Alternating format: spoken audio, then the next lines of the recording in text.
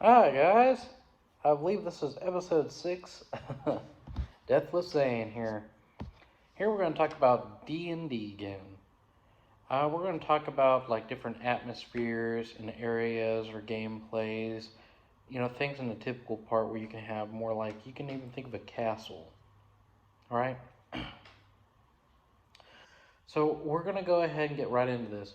So a castle, structured over there, you can even fill it out on a map. You can get skeletons and things around there. You have a party, you have a team member, or you can put yourself as, like a DM, you can have like an NPC that helps out the group, or you can have a patrol that's going on that way, and you so happen to meet them. And things that play off into a very specific way that would actually help your character and help their characters leveling up, actually helping out the game. But what else is there besides that? Well, you also got details. Because some DMs just don't do details. It's kind of sad that most of them rely on really just the action. Some people like the grinding, so here we're going to talk about DMing. So, what to me feels more better is when you have roleplay action that kind of involves a lot, and then also action, which should be, it's kind of like an introduction to a book almost. So it's like Lord of the Rings. There you go. It's a better one. Lord of the Rings. That's a good one. Okay.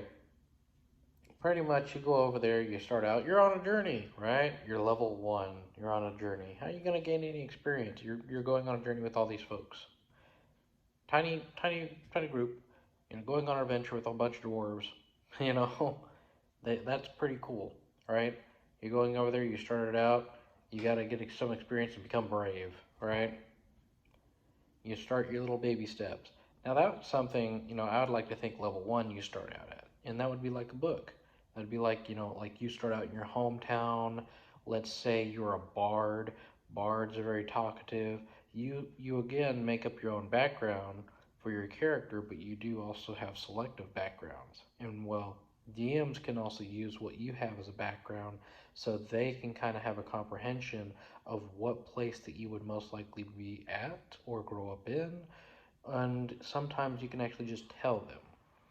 The best way for a DM to really interact with their players is not just by letting them get in the game and grind, but by actually going off their background, right? Going off of what they like, which is taking time to make sure that they are taken care of as they are their character and what they like, what they are playing with, You got to understand that when you go into depth onto those characters, you're also going in depth onto the person right over there, which means if you respect what they are going with and what they're going for, then you're respecting them. Now, not to say that there isn't limits. There is sometimes limits to those.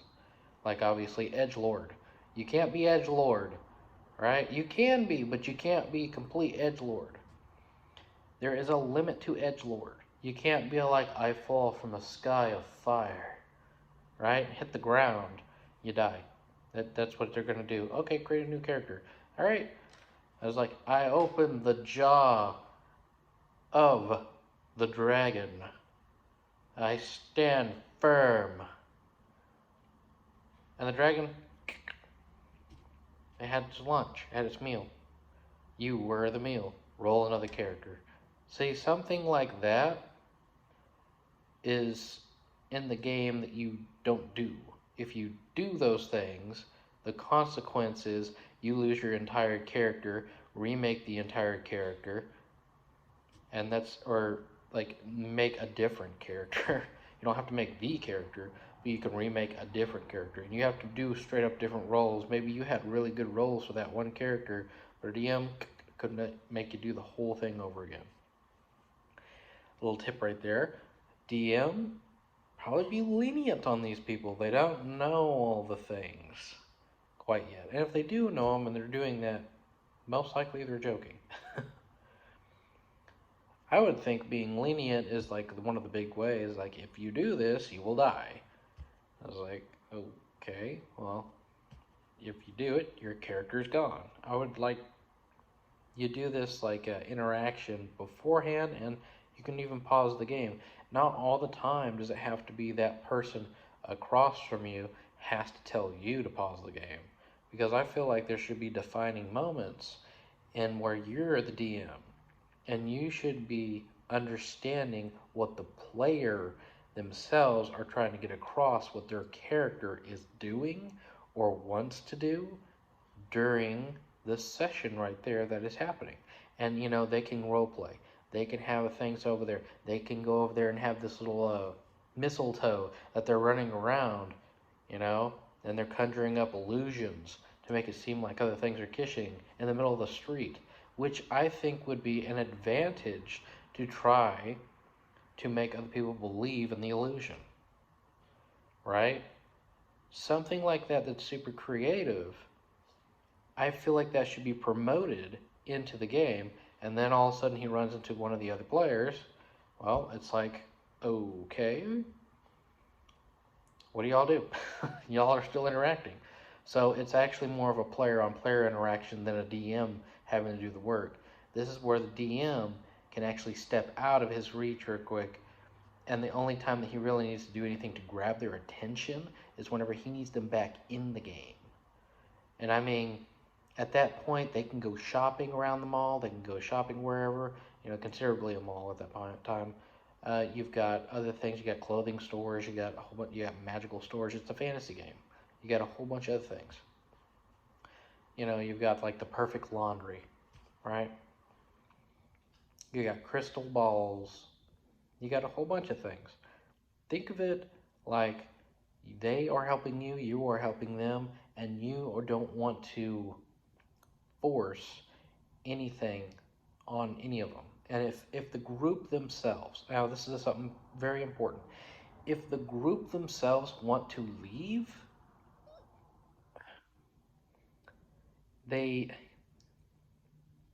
if the group themselves want to leave, but they're leaving one player out, it's still not right, in a sense.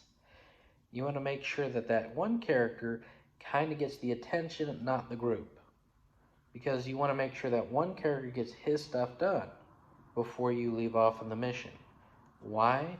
Because that one character, one, could be getting the healing potion that none of the other players have.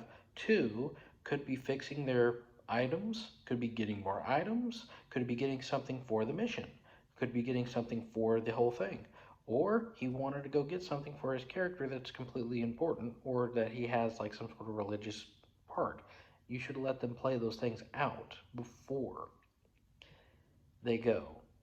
And it would be better to ask them, is there anything else you would like to do? Better than saying, okay, is the group ready? And then you sit there and you ask all the players, okay, are y'all ready? And most of them say, yeah. And this one guy says, no. And the group looks at him. That kind of gets, it kind of gets to where they're shunning the one guy in a way. Like, we're all ready except for you, right? That makes the game toxic. It doesn't make the game really playable at that point. So instead, you have to target the individual, not the group. So you don't make it about the group, you make it about the individual, so that way they know that they're being taken care of and they feel more respected in their whole thing. And you want to make sure that they are interacting with each other, because you don't need to do any of the reaction or interaction at that point. Not unless you really need to catch their attention. And I mean, that would probably be for something that you're really, really wanting to happen at a very specific moment. Or if they roll a very low number, like a nat 1, on like 3 times nat 1, and they had like lucky on that. They rolled 1, they rolled a lucky, they still get a 1. Yeah, that would have been the most horriblest thing I could think of. It was like, da, da, da. They had an advantage on that thing. Good Lord. That would definitely have some sort of consequence, and then you could even step in on that, or you could let the player, here's one more thing, you could let the other player have a reaction to it as well. because they're interacting, and even sometimes that player who caused it could have a suggestion for what he did.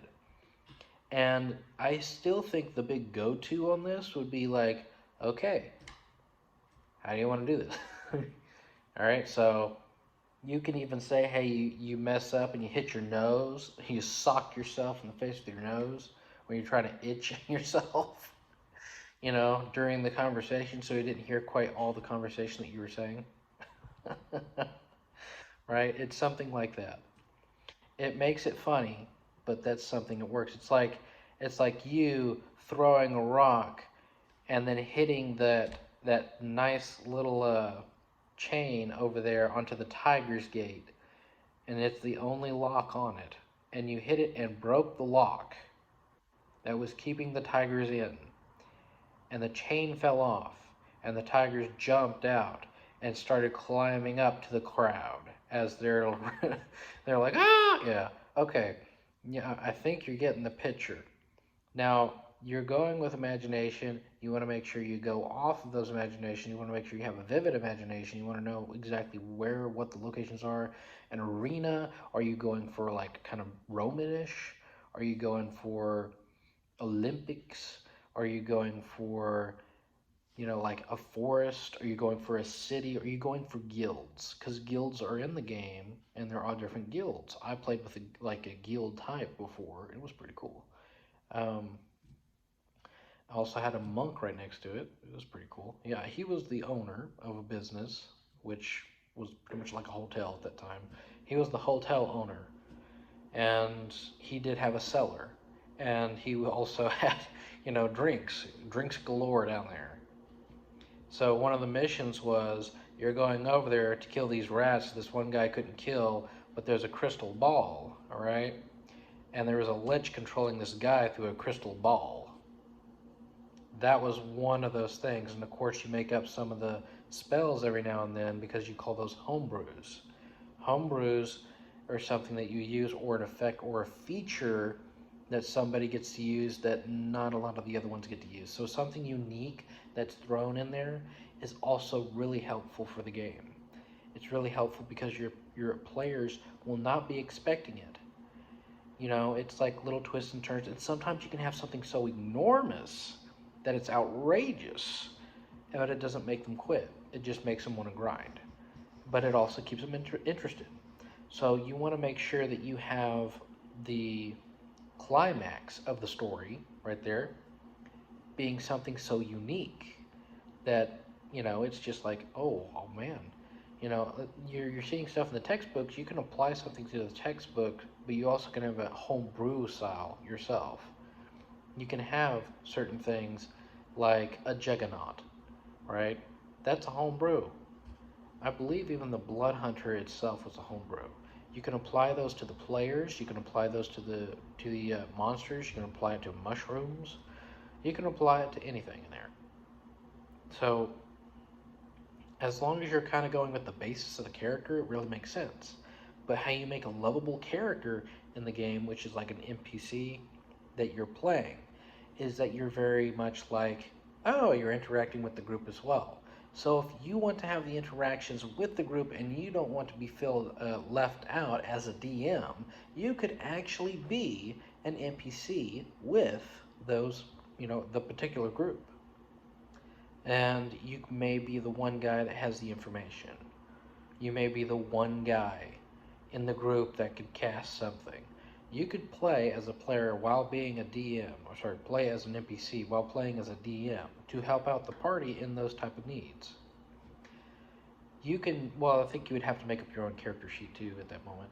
But setting that aside, you have tons and tons of ways that you can play this out.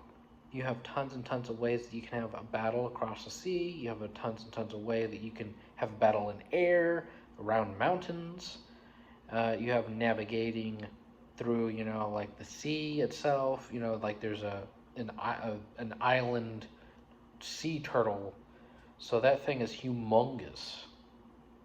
And if you're battling, you're battling. The deal is, I don't think you'd win, but the deal is,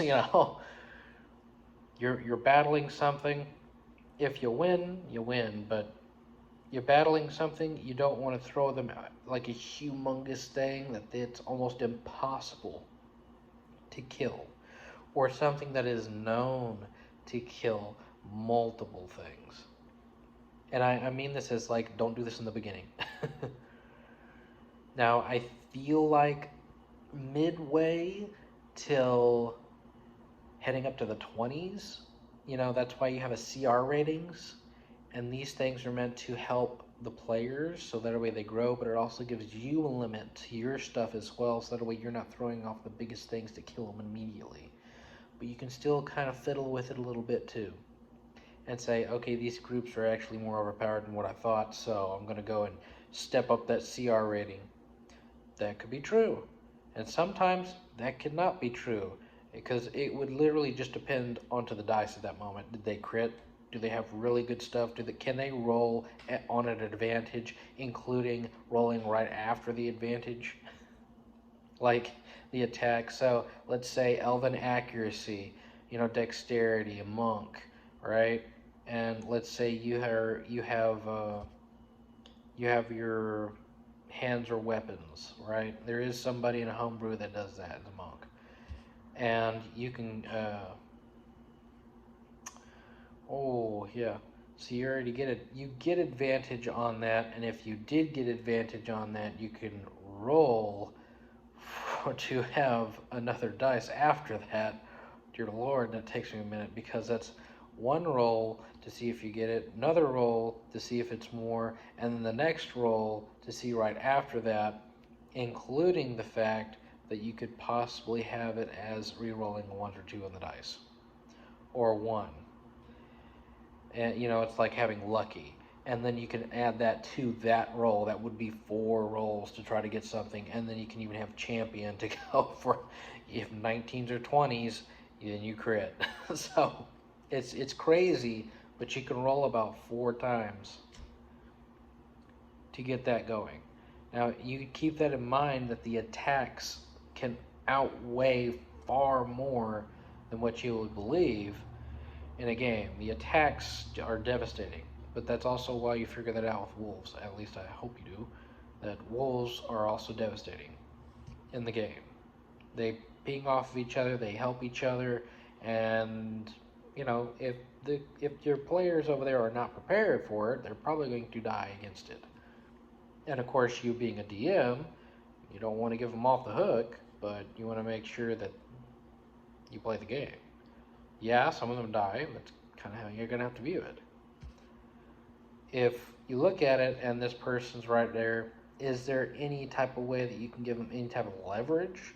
There is a possibility you could give them a hint during the game, as if it was like a monologue.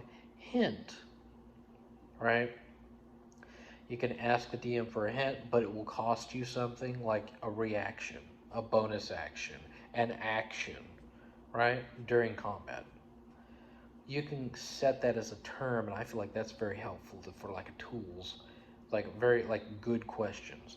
If it's a non-good question, you're like, no, I don't know. But then again, you have clerics are the ones who do that usually.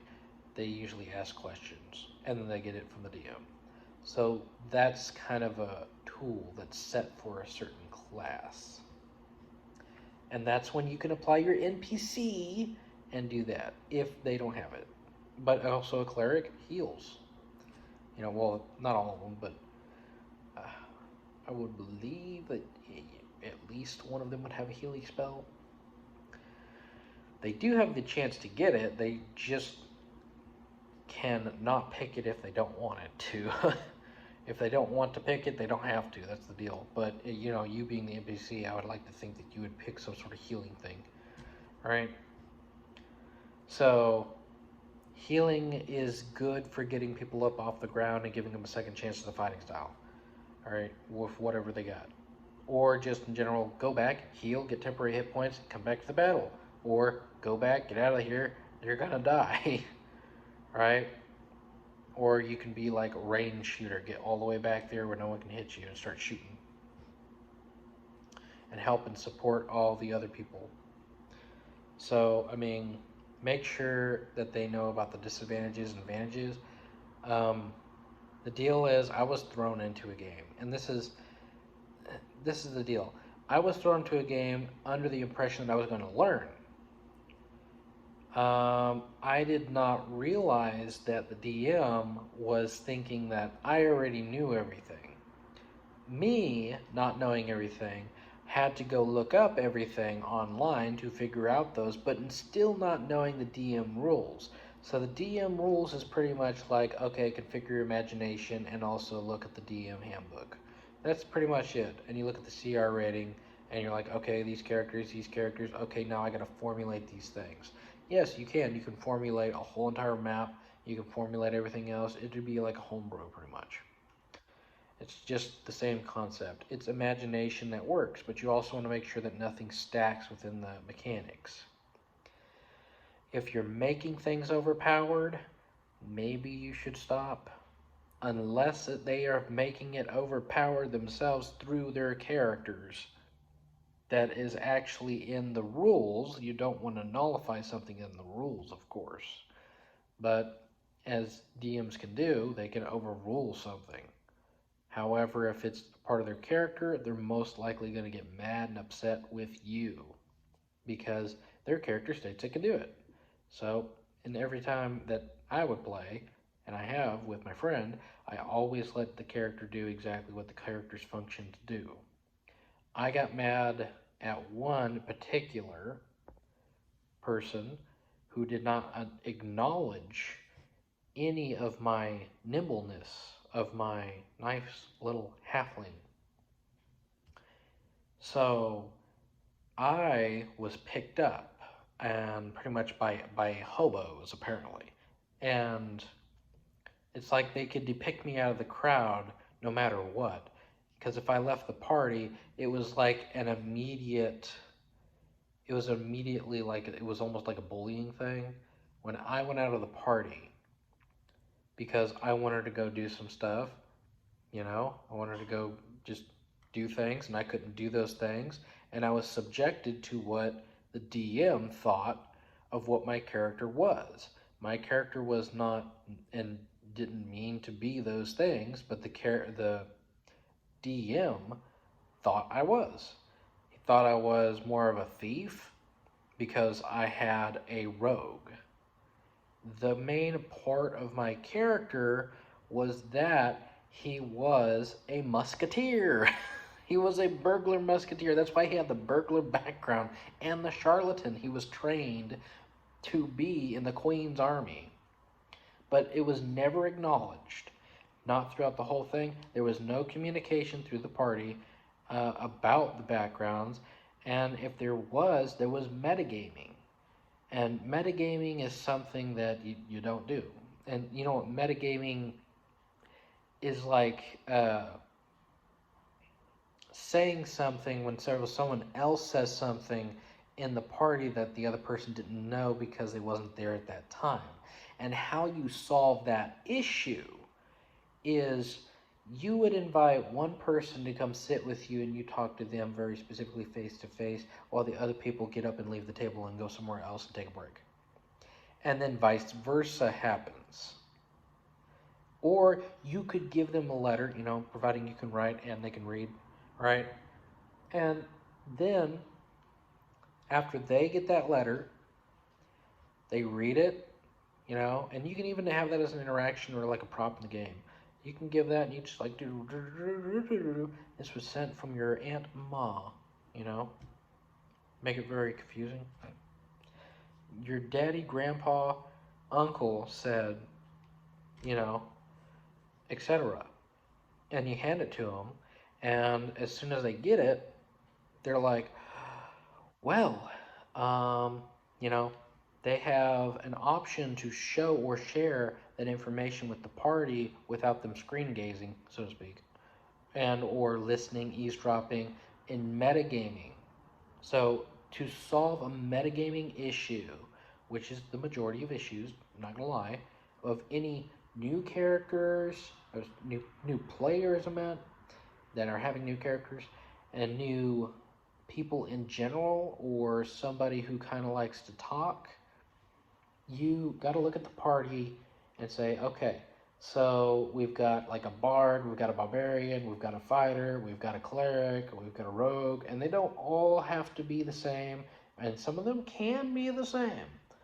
There is some people that like diversity among the group, and there's some people that are like, hey, let's all be barbarians. It was like, yeah, let's all be barbarians, and so some of them will multi-class from their character into being a barbarian just for fun, right? It's just a game for fun, so why not let them have it for fun? And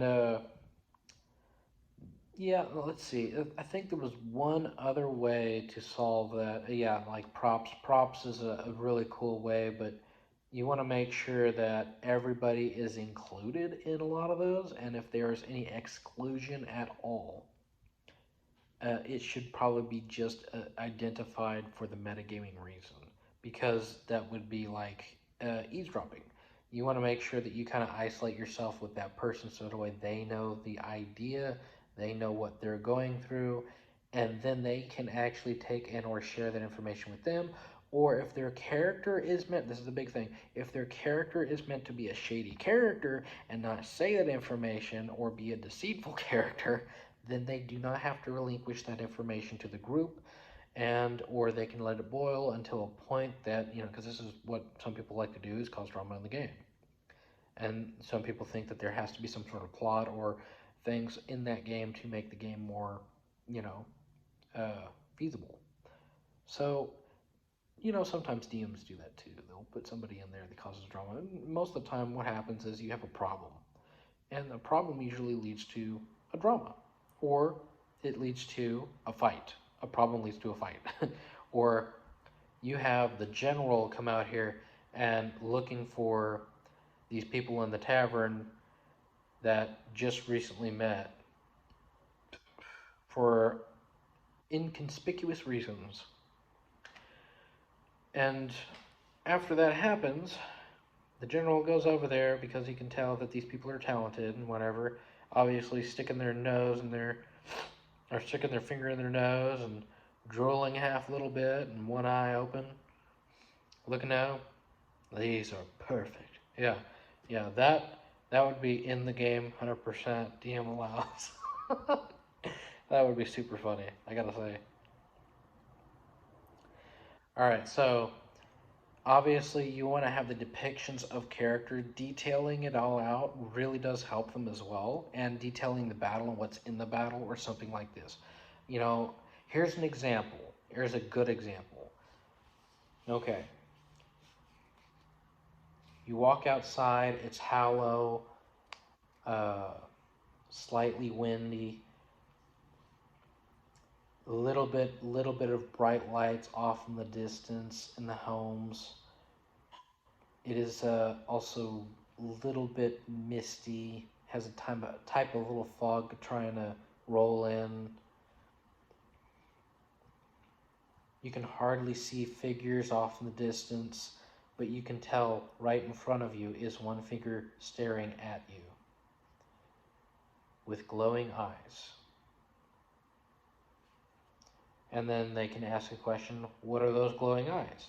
You want to also make it to where you lead on to where they can, actually have some sort of investigation, but make sure it's obvious so that way they can feel part of the game.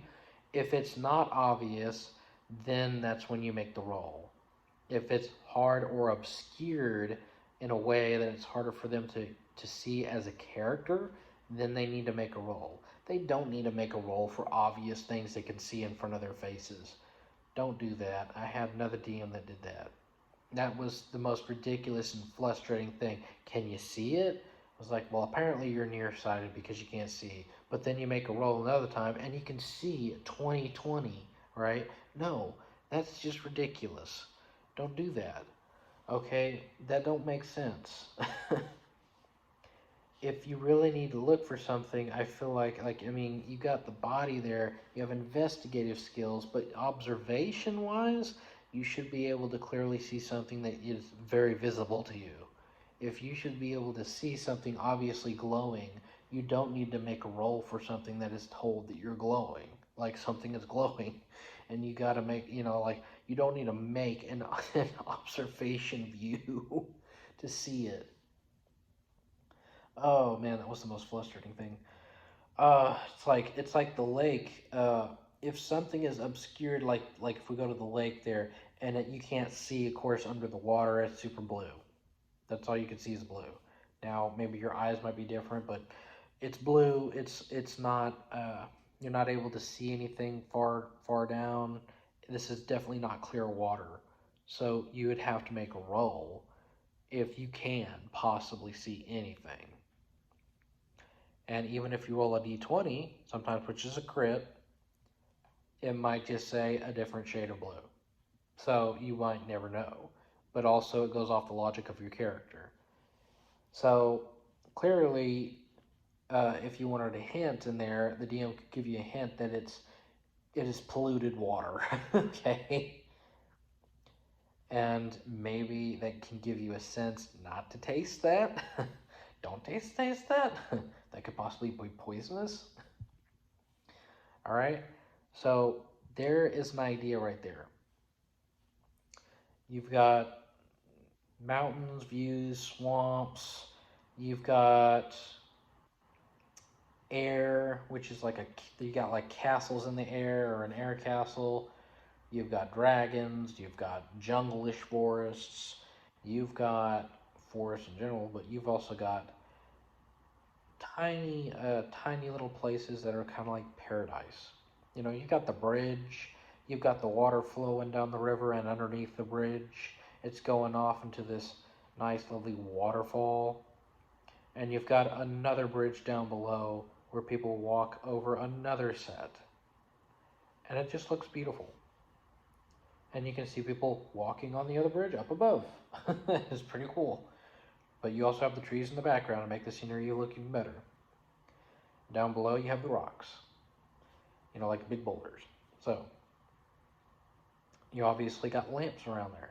So, giving off details in the environment is extremely important, and also that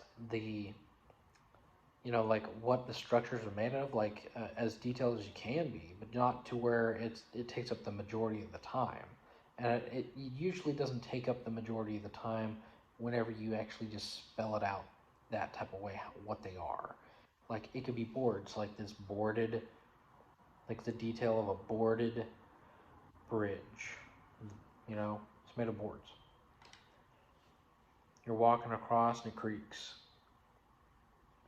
Or it clacks. It's stone. Something like that. You just add those little things to it. Anything for like food, you can be creative. They have a good berry in the game, but there could be other berries. There is not just one specific food source. There's not one specific things. You could be innovative and add like almonds, right? A bag of almonds. You can have a cake store. You can have an energy drink store. You can have something that most people would think that's not going to be in there is in there. You can have the imagination of 10 different wild horses that possibly could be unicorns, right? And they'd be all the way down to the last unicorn from reference to the cauldron. Oh man, that thing was pretty weird. That was a good movie though, I gotta say. Not at all promoting it, it's just a pretty cool movie. But DMs, that's my tip for you. Remember to absorb the information from your session. Remember to write down what they're doing. Remember to keep a journal of it. And if someone in the table is keeping a journal of it, that's pretty good. Me personally, I like to keep a video of it or a recording of it. And that's just like, I don't know, I just like that very much more specific because I can remember every single time more often of what we did if I had it more like playing out in a book for me for every single time it was recorded. So that's just another tip to help you all out. And another thing too, we've talked about props. There is another thing, we can get 3D modeling for those characters that you or they really want. So you could actually act it out in a field so they have a visualization of where they're going, because somebody who just says, oh yeah, he's about 5 feet from you, but 12 feet from you and 3 feet from you, you know, that might not get and click into other people's heads.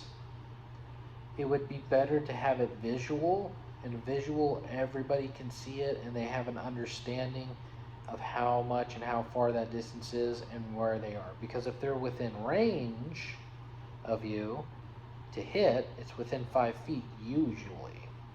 The characters are usually 5 feet. The larger they go, it's different. All right, this is my tips to you.